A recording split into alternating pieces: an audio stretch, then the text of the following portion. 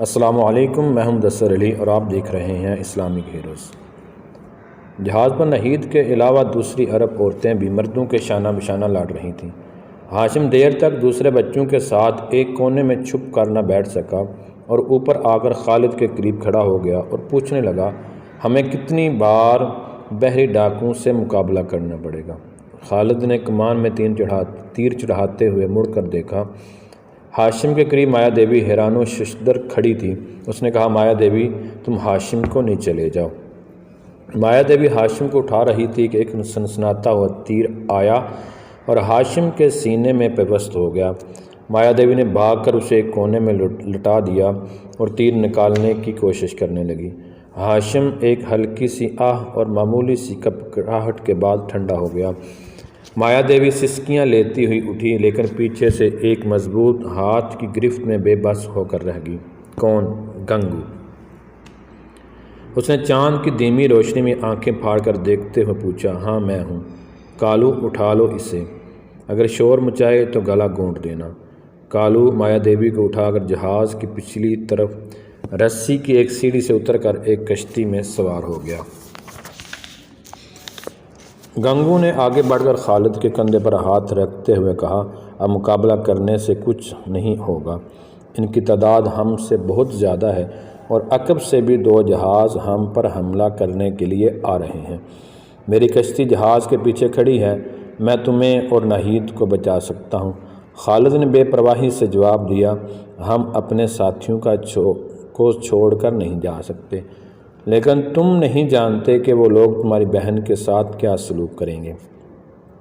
لیکن میں جہاز کی تمام عورتوں کو اپنی بہنیں سمجھتا ہوں۔ اب جیرام کی داغا بازی سے مجھے کسی پر اعتبار نہیں رہا۔ ایک تیر ناہید کو لگا اور وہ پسلی پر ہاتھ رکھ کر بیٹھ گئی۔ خالد نے آگے بڑھ کر اسے اٹھانے کی کوشش کی، لیکن اس نے کہا، میں ٹھیک ہوں خالد، تم میری فکر نہ کرو۔ خالد نے اس کے اصرار کے باوجود اسے اٹھا کر ہاشم کے قریب بٹھا دیا۔ ہاشم کی لاش دیکھ کر ناہید کو اپنا زخم بھول گیا۔ اس نے ہاشم کو جھنجھوڑا، آوازیں دیں اور انتہائی کرب کی حالت میں بولی، ہاشم تم اوپر کیوں آئے؟ گنگو نے بے خبری کی حالت میں ناہید کی پسلی سے تیر نکال کر پھینک دیا اور داسو سے کہا، اسے اٹھا لو۔ داسو ناہید کو اٹھانے کے لیے جھکا، لیکن خالد نے آگے بڑھ کر اسے پیچھے دھکیل دیا اور کہا، تم جیرام اور یہ سپاہی مختلف راستوں سے آئے تھے، لیکن تم سب کا مقصد ایک ہے، جاؤ، ہم تمہیں ایک دفعہ معاف کر چکے ہیں۔ گنگو نے کہا، بیٹا، اگر باتوں کے لیے وقت ہوتا تو میں تمہارا شک دور کرنے کی کوشش کرتا، لیکن ہم پر دشمن کا گھیرا تنگ ہو رہا ہے اور اگر ہم نے چند اور لمحات ضائع کر دیے تو بھاگنے کے تمام راستے بند ہو جائیں گے۔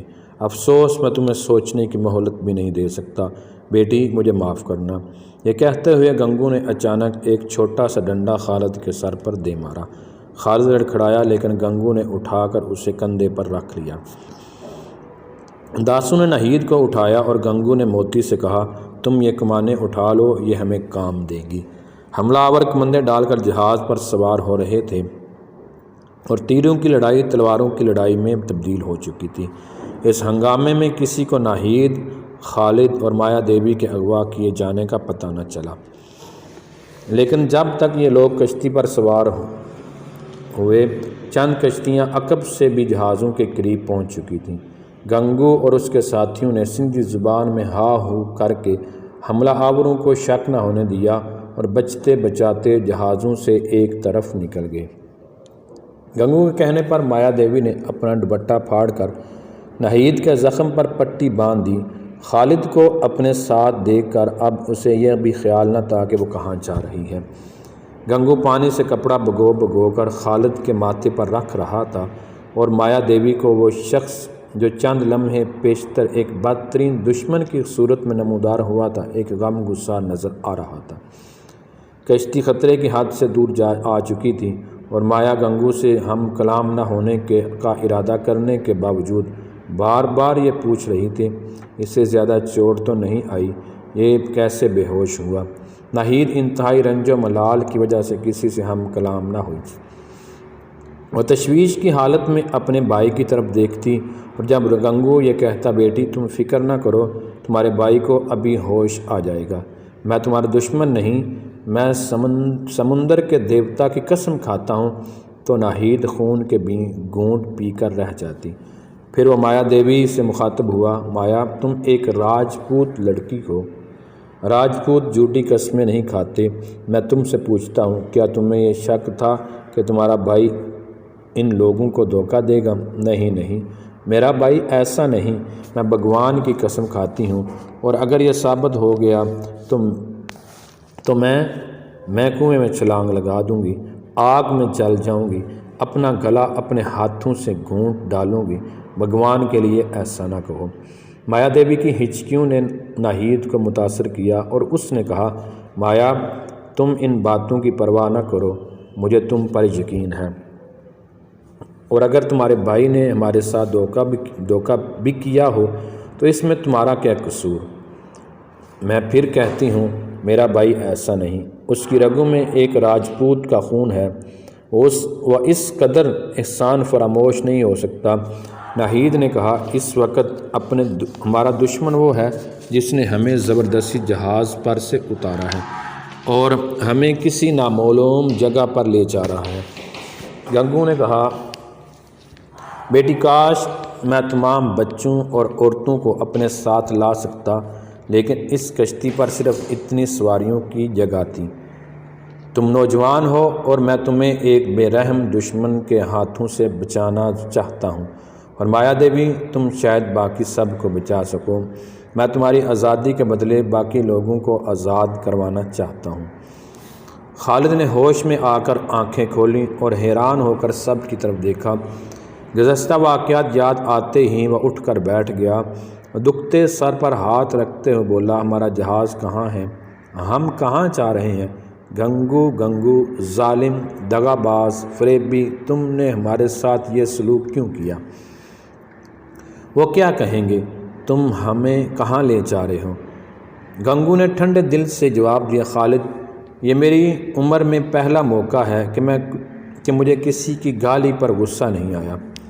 تم مجھے جو جی میں آئے کہو، لیکن میں نے برا نہیں کیا۔ میں صرف مایا کو لینے آیا تھا، لیکن تمہاری بہن کو زخمی دے کر یہ گوارا نہ کر سکا کہ اسے دشمن کے رحم پر چھوڑ دوں۔ خالد نے حقارت سے مایا دیوی کی طرف دیکھتے ہوئے کہا، میں اب سمجھا، جے رام نے ایک طرف سے ہم پر حملہ کرنے کے لیے سپاہی بھیج دیے اور دوسری طرف سے تمہیں مایا دیوی کو لینے کے لیے بھیج دیا۔ اس کا مطلب یہ ہے کہ لٹیروں کے سردار تم نہ تھے، جے رام تھا۔ تم درست کہتے ہو، لیکن میں توبہ کر چکا ہوں اور جے رام نے توبہ نہیں کی۔ ممکن ہے وہ اپنی بہن کی خبر سننے کے بعد توبہ کرے، تو تم ہمیں اس کے پاس نہیں لے جا رہے۔ تم دیکھ سکتے ہو بندرگاہ کس طرف ہے اور ہم کس طرف جا رہے ہیں، تو تم ہمیں کہاں لے جاؤ گے؟ کسی ایسی جگہ جہاں راجا کے سپاہی نہ پہنچ سکیں۔ خالد نے کہا، اگر تمہاری نیت بری نہیں تو ہمیں اپنے ساتھیوں کے پاس چھوڑ آؤ۔ گنگو نے کہا، تمہارے ساتھی تھوڑی دیر میں دیپل کے قید خانے میں ہوں گے، تم قید ہونے کی بجائے قید سے باہر رہ کر ان کی زیادہ مدد کر سکتے ہو۔ خالد نے قدرے پر امید ہو کر پوچھا، تم سچ مچ ان کی مدد کرنا چاہتے ہو؟ گنگو نے جواب دیا، بیٹا مجھے تم سے جھوٹ بولنے کی ضرورت نہ تھی۔ اگر میں تمہارا دشمن ہوتا تو یقیناً اس قدر ٹھنڈے دل سے یہ گالیاں نہ سنتا۔ اگلے دن یہ کشتی درائے سندھ کے دانے پر پہنچ گئی۔ گنگو کے اپنے ساتھی مچھلیاں پکڑتے ہوئے مل گئے۔ قیدی۔ اگلے دن کوٹری کا دروازہ کھلا اور پہرے دار نے جے رام کو ہاتھ باندھ کر پرنام کیا اور کہا، آپ کو سردار پرتاپ رائے بلاتے ہیں۔ جے رام پہرے دار کے طرز عمل میں اس تبدیلی پر حیران تھا۔ وہ چپکے سے اس کے ساتھ ہو لیا۔ پرتاپ رائے اپنے دیوان خانے کے برآمدے میں آبنوس کی ایک کرسی پر بیٹھا ہوا تھا۔ اس کے سامنے چاندی کے ایک تشت میں سراندیپ کے راجا کے وہ تحائف پڑے ہوئے تھے جو گزشتہ شام عربوں کے جہاز سے لوٹے گئے تھے۔ اس نے جے رام کو دیکھتے جواہرات کے انبار کی طرف اشارہ کیا اور کہا، جے رام مہاراج سراندیپ کے تحائف دیکھ کر کاٹھیا واڑ کے راجا کے تحائف کی نسبت زیادہ خوش ہوں گے۔ ان میں ایک ایک ہیرا تمہارے صندوق کے سارے مال سے زیادہ قیمتی ہے۔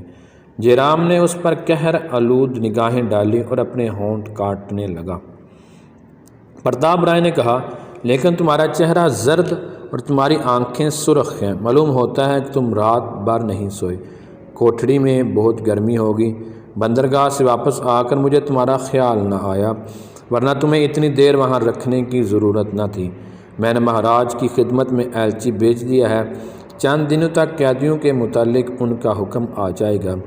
جیرام نے کہا، تو آپ نے انہیں قید کر لیا؟ ہاں، میں نے تمہیں کل بھی بتایا تھا کہ یہ راجا کا حکم ہے۔ آپ نے انہیں لڑ کر قید کیا یا میزبان بنا کر؟ پرتاپ رائے نے جواب دیا، تم ابھی بچے ہو، لڑائی میں سب کچھ جائز ہے۔ میری بہن کہاں ہے؟ کون؟ میری بہن کہاں تھی؟ آپ مجھے بنانے کی کوشش نہ کریں۔ ایک راجپوت کی عزت پر ہاتھ ڈالنا اس قدر آسان نہیں جس قدر آپ سمجھتے ہیں۔ میں پہلے آپ کے راجا کا ملازم تھا اور اب میں کاٹھیا واڑ کے راجا کے سفیر کی حیثیت میں یہاں آیا ہوں۔ اگر آپ نے میری بہن کی طرف آنکھ اٹھا کر بھی دیکھا تو یاد رکھیے میں کاٹھیا واڑ سے راہ لے کر راجپوتانہ تک آگ کی دیوار کھڑی کر دوں گا، اور مہاراج اپنے ہزاروں سپاہیوں کی جانیں ضائع کرنے کے بجائے دیبل کے ایک مغرور حاکم کو ہمارے حوالے کر دینا زیادہ مناسب سمجھیں گے۔ رہے عرب، وہ مہمان تھے، مجھے افسوس ہے کہ وہ میری وجہ سے اس مصیبت میں مبتلا ہوئے۔ ممکن ہے کہ ان کے متعلق میری پکار ہندوستان کے کسی گوشے میں نہ سنی جائے، لیکن ان کے بازو بہت لمبے ہیں، وہ جب چاہیں گے آپ کا گلا دبوچ لیں گے۔ پرتاپ رائے کو معلوم تھا کہ بعض اوقات راجا کے غلط احکام بجا لانے کا خمیازہ اہلکاروں کو بھگتنا پڑتا ہے۔ حاکم خطرے کے وقت اپنا قصور اہلکاروں کے سر تھوپ دیتے ہیں۔ عربوں کے متعلق وہ اپنے راجا کی طرح مطمئن تھا، لیکن وہ کاٹھیا واڑ کے سفیر کی بہن کی ذمہ داری لینے کو تیار نہ تھا۔ اس نے کہا، جیرام، مجھے تمہاری بہن کے متعلق کوئی علم نہیں، آپ جھوٹ کہتے ہیں۔ میں اسے جہاز پر عورتوں کے پاس چھوڑ آیا تھا۔ عورتوں جو جہاز پر تھیں وہ سب ہماری قید میں ہیں۔ اگر تمہاری بہن ان میں ہے تو میں ابھی تمہارے ساتھ چل کر اس سے معافی مانگتا ہوں، چلو۔ بہن کو تلاش کرنے کی خواہش جیرام کے تمام ارادوں پر غالب آ گئی اور وہ پرتاپ رائے کے ساتھ چل دیا۔ راستے میں اس نے پوچھا، ارم ملاحوں کے ساتھ آپ نے کیا سلوک کیا؟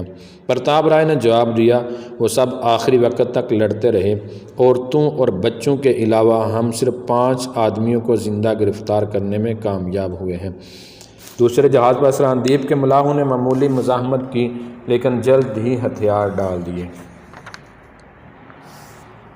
تو اس کا مطلب یہ ہے کہ آپ نے بیک وقت سراندیپ اور عرب کے خلاف اعلان جنگ کر دیا ہے۔ میں نے صرف راجا کے احکام کی تعمیل کی ہے، اور جب تک میں اس عہدے پر ہوں میں ایسے احکام کی تعمیل کرتا رہوں گا۔ میرے خط کے جواب میں راجا نے اگر تمہیں بلا بھیجا اور تم نے ان سے قیدیوں کو رہا کرنے کی اجازت حاصل کر لی تو مجھے خوشی ہوگی، میں خام خواہ کی ذمہ داری سے بچ جاؤں گا۔ محل سے نکل کر چند قدم کے فاصلے پر جے رام اور پرتاپ رائے قید خانے کی 4 دیواری میں داخل ہوئے۔ پہرہ داروں نے پرتاپ رائے کا اشارہ پا کر عربوں کے کمرے کا دروازہ کھول دیا۔ عورتوں نے اپنے چہرے ڈھانپ لیے۔ عرب ملاحوں نے جے رام کو دیکھتے ہی منہ پھیر لیے۔ زبیر ایک کونے میں دیوار کے سہارے بیٹھا ہوا تھا۔ اس نے نفرت اور حقارت سے جے رام کی طرف دیکھا اور اپنے ساتھیوں کی طرف منہ پھیر لیا۔ جے رام نے پرتاپ رائے کی طرف دیکھا، کہا، میری بہن یہاں نہیں، وہ کہاں ہے؟ پرتاپ رائے نے ایک پہرے دار کو آواز دے کر اندر بلایا اور اس سے پوچھا، کیا تمام عورتیں اسی کمرے میں ہیں یا سراندیپ کے ملاحوں کے کمرے میں بھی کوئی ہے؟ نہیں مہاراج، تمام عورتیں یہی ہیں۔ جے رام نے بدحواس سا ہو کر زبیر کی طرف دیکھ کر ٹوٹی پھوٹی عربی میں کہا، زبیر میری بہن، میری طرف اس طرح نہ دیکھو، میں بے قصور ہوں، تمہیں معلوم ہے میری بہن کہاں ہے؟ زبیر کے منہ سے اچانک ایک بھوکے شیر کی گرج سے ملتی جلتی آواز نکلی، تم میری توقع سے کہیں زیادہ ذلیل ثابت ہوئے ہو۔ تم جھوٹ سے حقیقت پر پردہ نہیں ڈال سکتے، لیکن یاد رکھو اگر نہید کا بال بھی بیکا ہوا تو خدا کی زمین پر تمہیں کوئی ایسا خطہ نہیں ملے گا جو تمہارے انتقام سے پناہ دے سکے۔ نہید کو اڑانے کے لیے تم نے اپنی بہن کو جہاز پر چھوڑا تھا، تمہاری تدبیر کامیاب تھی، تم نے اپنے اس حلیف کو ہمارا میزبان بنا کر بھیجا اور مجھے جہاز سے بلوا لیا اور خود پیچھے سے جہاز پر پہنچ کر نامعلوم کس بہانے سے نہید کو کہیں لے گئے۔ لیکن اگر صلح اور جنگ کے لیے تم لوگوں کے اصول یہی ہیں تو یاد رکھو کہ تمہارے راجا کے دن گنے جا چکے ہیں۔ پرتاپ رائے نے اچانک سپاہی کے ہاتھ سے کوڑا چھین کر زبیر کے منہ پر دے مارا اور دوسری ضرب کے لیے تیار تھا کہ جے رام نے آگے بڑھ کر اس کا ہاتھ پکڑ لیا۔ پرتاپ رائے نے ہاتھ چھڑانے کی کوشش کرتے ہوئے کہا، تم راجا کی توہین برداشت کر سکتے ہو، میں نہیں کر سکتا۔ جے رام نے کہا، میں تم سے آخری بار پوچھتا ہوں کہ میری بہن اور اس عرب لڑکی کو تم نے کہاں چھپایا ہے؟ اس سوال نے پرتاپ رائے کا غصہ ٹھنڈا کر دیا اور تھوڑی دیر سوچنے کے بعد بولا، کیا یہ ممکن نہیں کہ ہمارے حملے کے وقت اسے انتقامی جذبے کے تحت جہاز سے نیچے پھینک دیا گیا ہو؟ جے رام نے جواب دیا، یہ لوگ دشمنی میں شرافت کو ہاتھ سے نہیں جانے دیتے۔ میری بہن کے ساتھ عرب لڑکی کا غائب ہونا یہ ظاہر کرتا ہے کہ اس سازش کی تہ میں کسی تمہارے جیسے کمینے آدمی کا دماغ کام کر رہا ہے۔ زبیر نے پھر جے رام سے مخاطب ہو کر کہا، تم ان باتوں سے مجھے بیوقوف نہیں بنا سکتے۔ ناہید، خالد اور تمہاری بہن بیک وقت جہاز سے غائب ہوئے ہیں اور وہ یقیناً تمہاری قید میں ہیں۔ مجھے تم سے کسی نیکی کی توقع نہیں، لیکن ہم اتنا ضرور چاہتے ہیں کہ ہمیں سندھ کے راجا کے سامنے پیش کیا جائے اور جب تک وہ ہمارا فیصلہ نہیں کرتا ناہید اور خالد کو ہمارے ساتھ رکھا جائے۔ پرتاپ رائے نے چونک کر کہا، میں اب سمجھا جے رام، اگر ان لڑکیوں کے ساتھ جہاز پر سے کوئی آدمی بھی غائب ہوا ہے تو یہ معاملہ صاف ہے۔ کل رات بندرگاہ سے ایک سرکاری کشتی بھی غائب ہو گئی ہے، لیکن وہ زیادہ دور نہیں جا سکتے، تم میرے ساتھ آؤ۔ پرتاپ رائے اور جے رام قید خانے سے باہر نکل کر گھوڑوں پر سوار ہوئے اور انہیں سرپٹ دوڑاتے ہوئے بندرگاہ پر پہنچے۔ بندرگاہ کے پہرہ داروں نے شام کے وقت کشتی غائب ہو جانے کے متعلق پرتاپ رائے کے بیان کی تصدیق کی اور مایا کے متعلق جے رام کی تشویش بڑھنے لگی۔ پرتاپ رائے نے چند کشتیاں اور جہاز شمال اور مغرب کی ساحل کے ساتھ ساتھ دیکھ بھال کے لیے روانہ کر دیے اور جے رام کو تسلی دی کہ وہ زیادہ دور نہیں جا سکتے۔ جے رام پرتاپ رائے کے ساتھ واپس شہر چلا گیا۔ سپہر تک اپنے مکان میں مایا کے متعلق کوئی خبر نہ پا کر اس نے بندرگاہ پر جانے کا ارادہ کیا، لیکن پرتاپ رائے کا سپاہی آیا اور اسے اپنے ساتھ اس کے محل کی طرف